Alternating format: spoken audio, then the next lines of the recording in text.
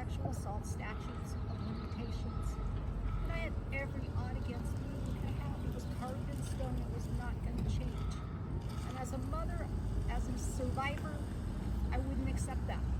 So for 2 years of my life, I worked 18 out of 24 hours a day on my dime, single income family, to say this is not good enough.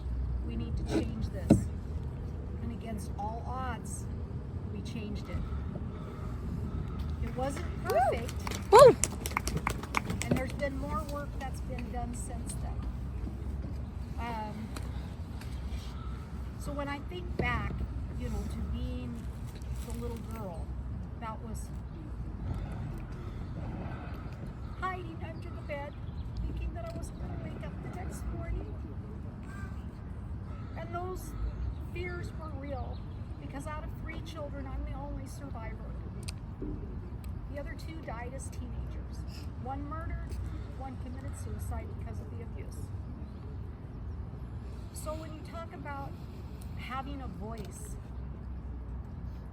sometimes that comes in the most unusual ways, because these positions require people that understand what it's like for the people that we're making laws for, that we are advocating and working with other people that don't have that experience. They don't have the experience of that. And I did go through the domestic violence where my mother wouldn't leave. She would not leave. She was scared. She had a reason to be scared. And it was frustrating. She went to the church. Church said, forgive and go back. Yeah. So there was anger there, because I don't believe that they were trained to adequately be helping her with what she was dealing with. Yeah. So these things very much are on my mind. That's been my experience growing up. There's the other side of this, where I'm caught between both sides. Because having that experience, living it, watching it, losing, I also have an experience on the other side. We love our sons.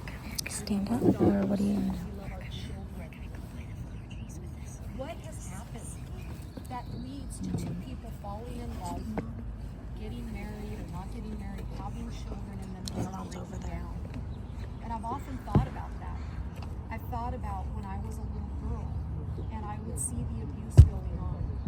And I've done this where I've talked with my mom about this and recognizing she went through abuse. And it went back generations. Nobody knows how to deal with that. And there wasn't the support, that we have now, thank God, with people like you guys. And then I look at what my daughter went through. She grew up in my family with me. Oh, you silly Cavalli. Abuse. You're silly. And yet I still went through it with her, because as a mom, I didn't necessarily have those conversations with her. She was safe in my family. Her father, her mother protected her. What we didn't fathom was her getting into a relationship and being in the same position where she didn't speak. Right? And then they fall in love, and you can't tell them. That was the other thing. The more you try to force them away, the closer they get. So I figured out a different way to try to talk to her. And instead of me, the mother, telling her, I started asking her questions. You should get a puppy. Honey, what would you do if you saw that this was one of your friends, that this was happening to? Would you just ignore it? Would you just let it happen? What would you do to try to help that friend of yours? Because it was happening to a friend. And that was how I got through to her. That was what stopped her path from heading down that road where there was absolutely going to be abuse and harm. Thank heavens she saw it. She's in a healthy relationship now. We have a grandbaby. Thank you, God. So miracles do come through. They do happen. I remember being a little girl, walking to school, having my books, my head down, just being that kid that wanted to blend into the wall. Don't notice me, because that's when you get hurt. You're always super hyper vigilant, trying to avoid being raped, being beaten, being hurt. And how do you go from this kid that wants to just blend in, never say anything, you're literally a living ghost, to being probably one of the most outspoken people that I know of in the legislature right now, to say, no, we have to make some changes. And I will and I do speak loud and often. Sometimes I'm quiet. There's not a person that I'm not willing to sit across at a table, to talk about. There are some things in listening to what it is that you were saying, because I came here to listen also, to help be able to advocate for, because I do see care. I see genuine care on the other side of this, and that kind of helps us. That's our job, is to listen to all sides of it, to really try to understand what the issues are, to try to identify what are reasonable solutions that we can look at. How can I speak with the other side of the aisle to say, okay, we might not agree with this, but can we agree on this, and this, right? You start seeing each other as human. You start recognizing you have a lot more in common than you don't. You start recognizing that you both care, right? So, thank you for being here today. Thank you for lending your voices. And please do not underestimate making those calls. Don't estimate sending the emails. Don't do the chain letters. Please do not do the chain letters. Those are the ones that, the way that it is looked at is, if you don't take the time to write a letter, then why should we take the time to read it, right?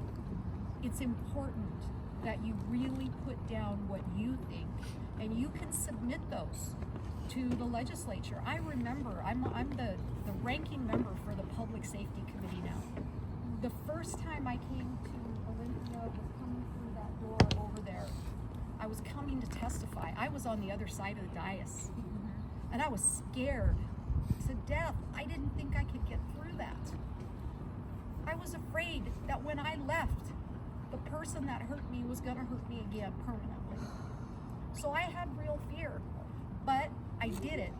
I'm not ashamed that I did it, and God help me, I never thought I would be on the other side of that dais. That was not on my mind at all. But it also helped me to find that strength, to bring the voice, to advocate for you, and to work with you, right? Because it's not my job to do what I think is best for you. It's my job to work with you for the outcomes you want to see. And you have lots of other good people in the legislature that feel the same way, and it helps if you get a chance to know us. Reach out, get a chance to know us, and if there's things that come up that you don't understand, ask. Hey, why did you support this? Why didn't you support this? There may be things that you don't understand, because when these bills start, they will start out in an original form, but they go through the legislative process where there's different amendments that get added onto them. It changes the legislation. Then it goes over to the Senate, and it goes through the same process over there. So by the time that bill comes back over to the House where we are, and we're looking at doing a concurrence vote on this bill, it could be a completely different bill that doesn't look anything like the original bill did. And that's why you will see sometimes it could even be a legislator's bill that was their bill, and they vote no on the bill, right? So that's part of that, is kind of understanding the legislative process, which is messy. It's not meant to be simple and easy. It's meant to be messy. It's meant to be hard. It's meant to try to force the sides to work together. And I will tell you that you guys, the people in Washington State, fare better the closer the numbers are between the sides. Why do I say that? Because if you have one side that can just push through whatever they want, you're not going to get people working together, because they don't have to. The closer those numbers are, in order to get anything accomplished, you have to work together. And that's what we need to see in Washington State. That's what I'm advocating for. So thank you for your time. Thank you for your support and your prayers. And please know that those prayers... I don't have two hands to clap right now, but